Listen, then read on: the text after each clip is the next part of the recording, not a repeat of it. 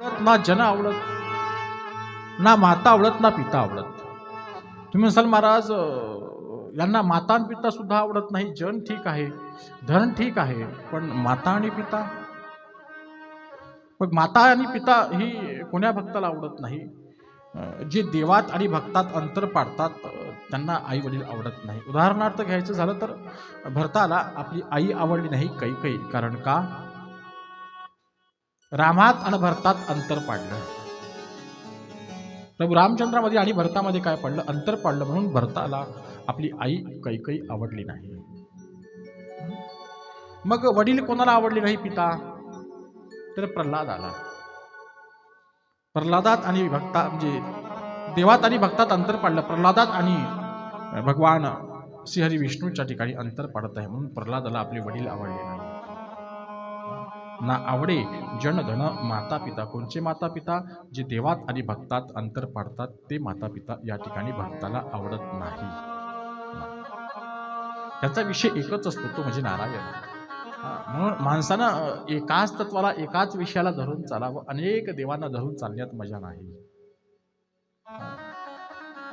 कारण जोपर्यंत एकाचा ध्यास लागत नाही तोपर्यंत मजा येत नाही. पण आपलं असं झालं, आपण एकाचा ध्यास लावूनच घेत नाही, आपण सगळ्याचा ध्यास लावून घेतो.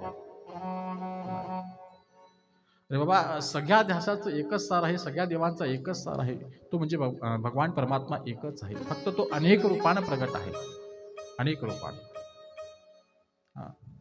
लक्षात ठेवा, कोण्याही देवाची जरी भक्ती केली तर एकाच देवाला पोहोचणार आहे. ती एकाच देवाला पोहोचणार, कारण एकाच देवापासून सगळ्या शाखा पल्लवी आहेत. ज्याप्रमाणे एक स्त्री आहे, उदाहरणार्थ ती जर लहान असते तर तिला काय म्हणतात?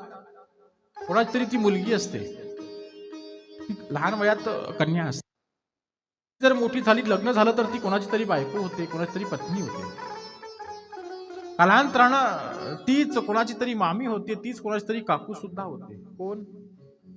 तीच बाई. तोच मनुष्य कोणाच तरी काका होतो, कोणाच तरी मामा होतो, कोणाचा तरी मोठा वडील होतो, कोणाचा तरी भाऊजी होतो, कोणाचा तरी दाजी होतो की नाही? एकच मनुष्य आहे, त्याला किती उपाध्या लागल्या. कालांतरानं तोच पुढे गेला की त्याला जर मूल झालं तर तोच कधी कधी पुढे बापही बनतो, तोच पुढे आजोबाही बनतो. मला सांगा, एका माणसानं किती भूमिका निभावल्या?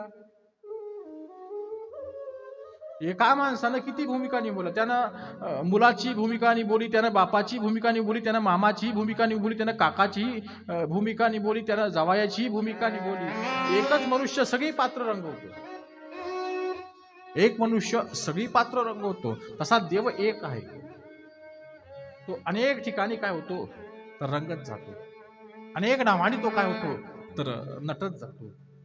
लक्षात ठेवा, ज्याप्रमाणे सर्वच्या सर्व कलर वेगवेगळे आहेत आणि सगळेच्या सगळे कलर वेगवेगळे असल्यानंतर सगळ्या कलर मला तुम्ही काय करायचं? एकत्र करण्याचा प्रयत्न करा. आणि सगळा कलर एक झाला की तो भगवान परमात्म्याचा रंग दाखवतो. लक्षात ठेवा, देवाचा रंग कोणता आहे? सगळे कलर एकत्र करायचे.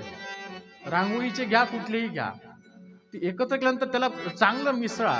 मिसळल्यानंतर जो एक कलर तयार होईल तोच भगवान परमात्मा आहे, तो भगवान परमात्म्याचाच रंग आहे. मग किती कलर मिळून किती जरी कलर टाकले तर एकच रंग तयार झाला. आणि तोच भगवान परमात्मा सगळीकडे व्यापक आहे, तोच भगवान परमात्मा सगळीकडे व्यापक आहे. तोच भगवान परमात्मा सगळ्या रंगामध्ये काय झालाय तर नटलेला आहे. फक्त आपला भाव वेगवेगळा झाला, पण देव एकच आहे, हेही लक्षात ठेवा.